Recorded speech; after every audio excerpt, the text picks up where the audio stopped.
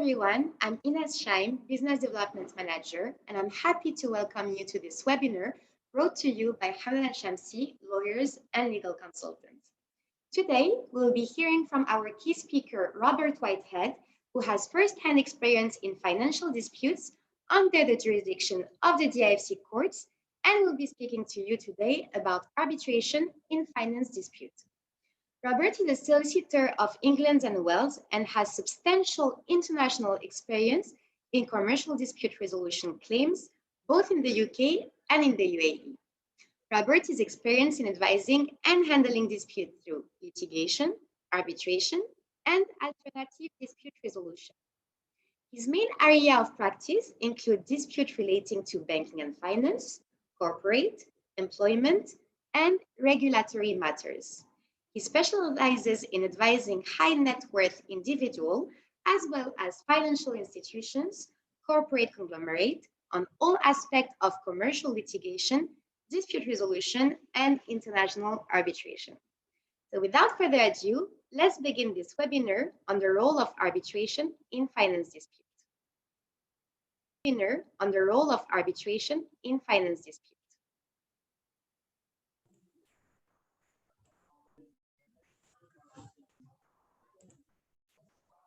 Thanks, Ines. Hi everyone. My name's Robert Whitehead, and I'm a litigation associate at Hamdan Shamsi Lawyers and Legal Consultants. Greetings from our office in Dubai. The purpose of this webinar is to consider arbitration in financial disputes, and to do so, I'd like to consider 4 different areas.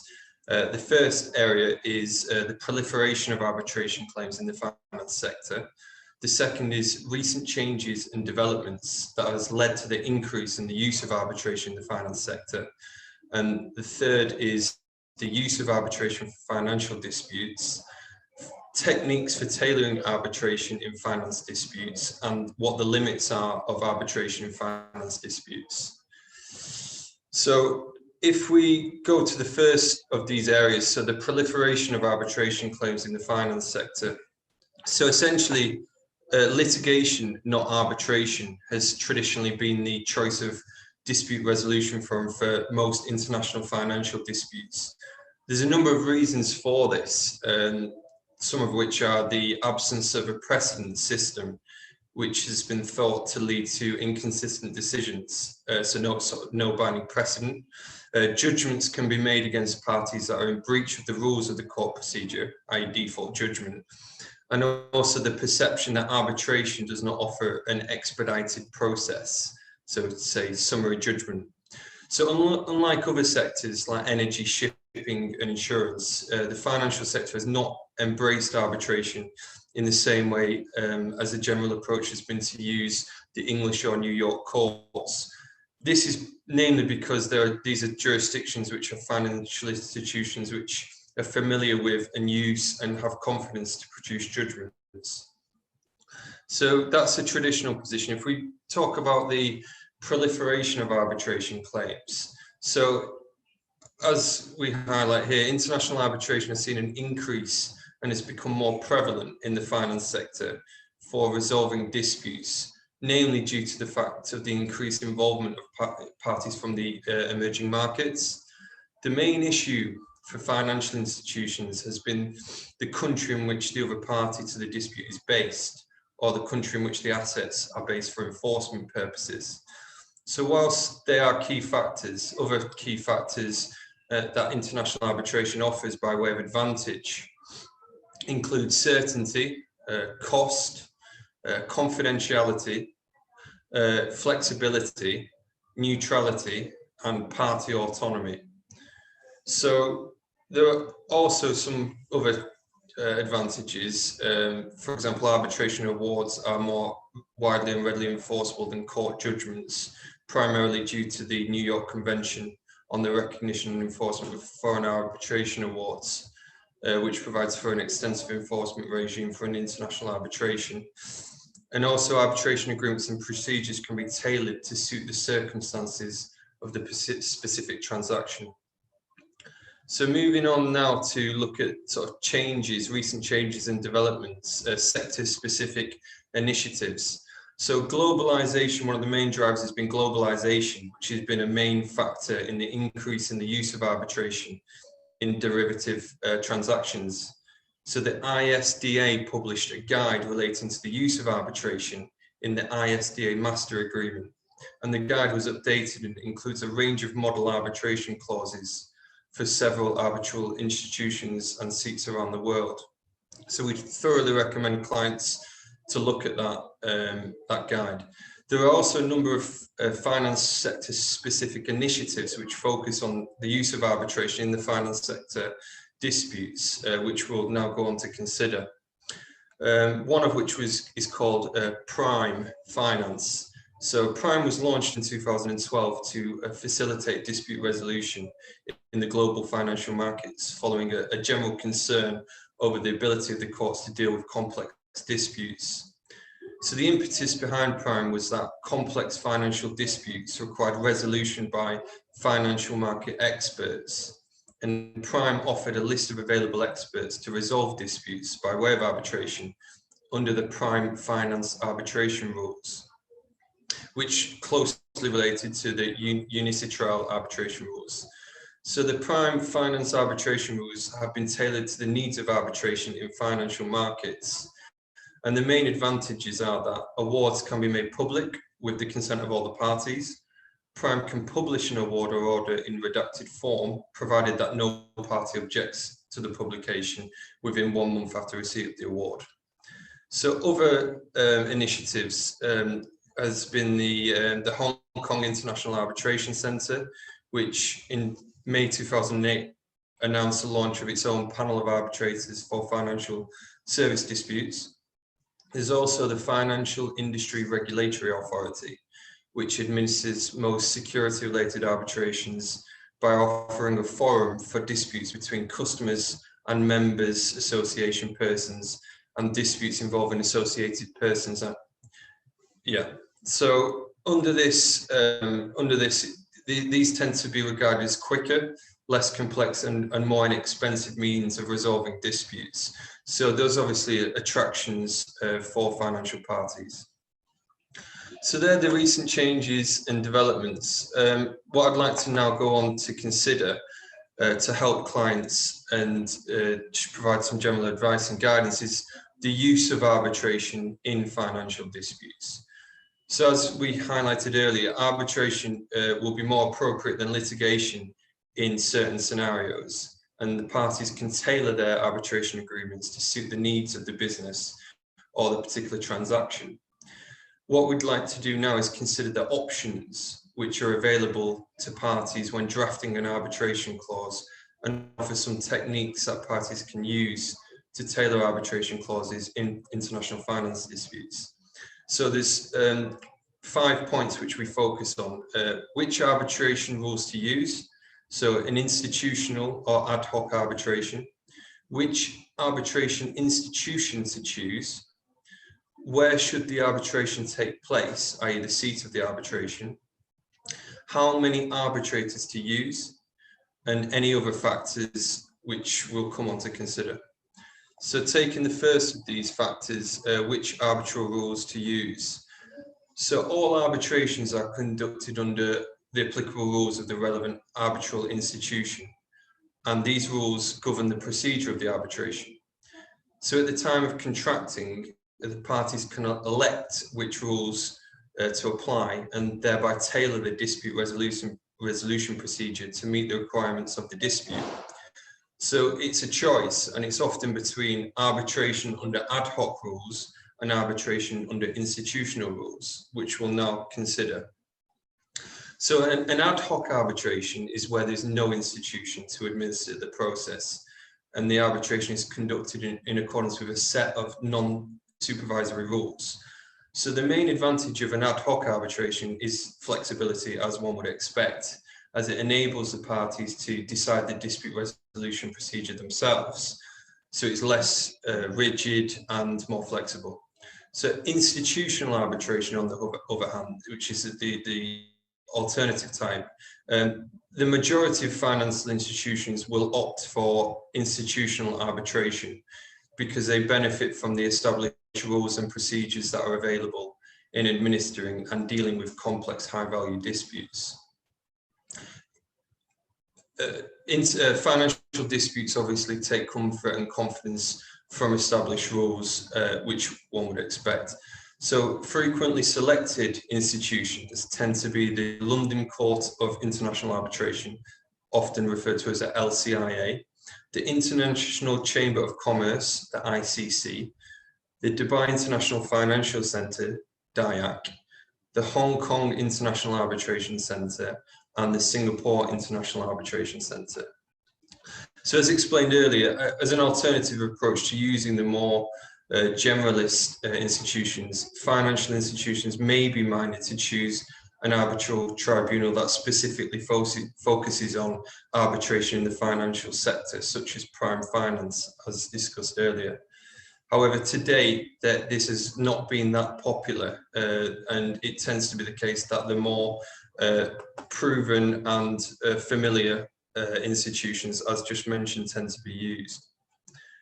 So again, this next slide is something that obviously I've just sort of referred to in terms of the several different arbitral institutions which parties can choose from, and they're listed there for ease of convenience on the slide.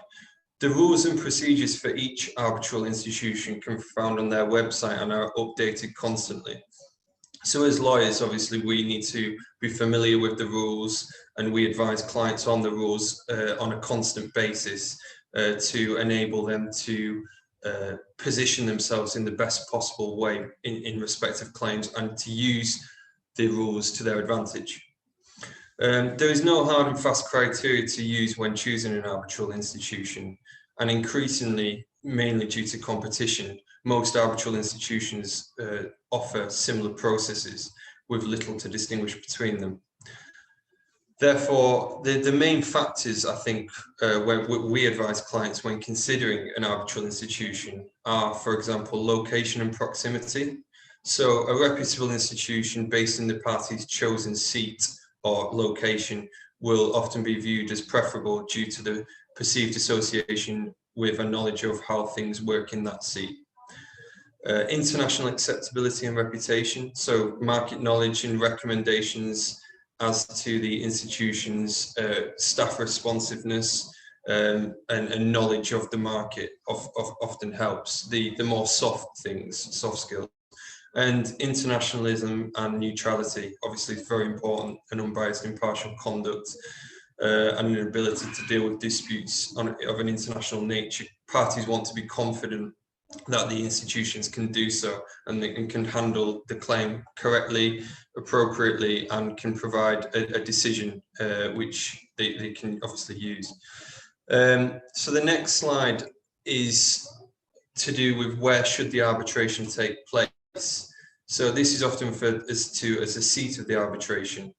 The seat essentially provides a home for the arbitration and is one of the most important factors to specify in an arbitration agreement, namely because the nationality of the award for recognition, the likelihood of the award being appealed or challenged, enforceability of the award, and the applicable procedural rules. So as we highlight here, some factors that we may wish to consider here are that the procedural law of the seat of the arbitration will fill any gaps in the applicable rules. And the arbitration agreement regarding the procedures and authority of the tribunal. So it essentially steps in to fill any gaps in rules. The seat will also determine the extent to which the local court will involve itself in the arbitral process, and parties should consider legislation enacted in the jurisdiction related to the arbitration and the attitude of the national courts towards arbitration. So seats in major financial centres, including as listed on the slide, Dubai, London, New York, Hong Kong, they've all proven popular for financial transactions and financial institutions, as one would expect, and often favour seats where the courts have a reputation for being willing to order robust interim relief in support. For example, anti-suit injunctions and freezing orders, which we get instructed on. Therefore, the takeaway is that when drafting details of an arbitration clause in a new contract, it is important to consider this, and in particular how the local arbitration law obviously operates and whether the local courts are arbitration friendly or not. It's really important just to get a feel, speak to people, speak to your lawyers, and just understand what would be the best for the case at hand. Further, it's also important to consider difficult issues such as contractual relationships between the parties. The likely types of disputes that may arise are obviously important to consider. What and where the assets are located, where you can enforce against, and how a party can take measures to protect assets from an award against it. These are all key factors which you'd have to and should be considering. So, next point is how many arbitrators to use. So, parties can specify in an arbitration clause how many arbitrators there will be, or can leave this to be determined under the relevant rules once a dispute has arisen. Usually, and what we often find is that an arbitration will be heard by 1 or 3 arbitrators. The advantage of 1 rather than 3 arbitrators, especially for high net worth individuals or individual clients, is it will often be less expensive because the arbitration fees will cost approximately half. It will involve less time delay because the sole arbitrator will not need to spend time deliberating with his fellow arbitrators to reach a decision. And it will be logically easier because appointments for meetings, logistical issues will obviously be a lot easier as well. The disadvantages of having just 1 arbitrator is that there is a greater chance for error in the decision because clearly 1 person is making the award rather than 3. Again, I think on the whole, the advantages definitely outweigh the disadvantages, provided that the sole arbitrator who you appoint is competent and has a strong reputation in the marketplace and can provide the necessary details. So in international disputes, the usual procedure is to provide for the appointment of an arbitral tribunal of 3 arbitrators. So in such circumstances, the procedure that is often adopted is for each party to nominate an arbitrator and a neutral third party to nominate a 3rd arbitrator. So that's the how many arbitrators to use. So any other strategies and techniques which can be used. So there are several, and we've listed them here, which are the production of documents, summary disposal, or interim relief, which we consider in the slides here. So confidentiality is valued in many lines of financial business, and arbitration is regarded as being a confidential process, namely because it's stipulated in the agreement itself or provided under procedural rules incorporated by the parties. Consolidation, again, finance transactions often involve different agreements between different parties. For example, a loan can involve a facility agreement, an assignment of specific receivables and personal guarantees. Complex arbitration clauses, hybrid clauses. I've written an article on this, so I can sort of forward this after the slides, but hybrid clauses often involve 1 or more parties being given the right to choose between arbitration and litigation to pick the most appropriate forum. And then you've got expedited procedure, again, an alternative way to obtain a quick decision to provide for an expedited timetable for the arbitration. Summary or default judgment. Again, most financial institutions value the ability of the courts to dispose of claims quickly. However, applications for summary judgment in the courts are often unsuccessful because defendants raise defences and counterclaims which cannot be resolved at trial. And then you've got interim and conservatory measures. Again, these refer to anti-suit relief, injunction, security for costs, prevention of assets, dissipation. So these are all different things which can be used and often impact on the choice of the seat of arbitration. So we then considered the limits of using arbitration in financial disputes. So here, there are many reasons why it is more advantageous for financial parties to use arbitration. However, there are several reasons why arbitration might not be suitable. So here we consider formalities required by an arbitration agreement. So these differ depending on the laws of the relevant jurisdiction, and the New York Convention imposes a maximum formality standard for a valid arbitration agreement, which includes that it requires that the national courts of the contracting parties must give effect to an agreement in writing, and also that an arbitral clause in a contract of an arbitration agreement signed by the parties are contained in it in an exchange of letters or telegrams. So excluded disputes, again, certain types of disputes are considered suitable for resolution by the courts alone. For example, criminal, employment, family, intellectual property disputes. And in the finance sector, the main categories of financial disputes are where the issue of arbitrality may arise, which includes consumer finance, insolvency, and securities trading. So finally, just some practical issues before we leave you is that arbitration clauses tend to be less friendly, frequently found in security documentation, and enforcement of a security interest must be carried out via a national court.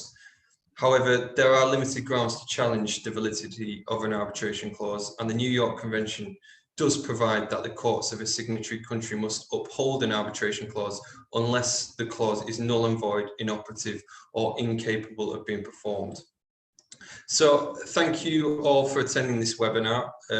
We hope it was informative, and hopefully you've been able to take some techniques, guidance from this, which you can use in practical terms. If you have any further information or questions which you'd like to send to us, then Ines will put an email on the bottom of the screen, which you can be able to contact us with any queries. So thank you for your time today.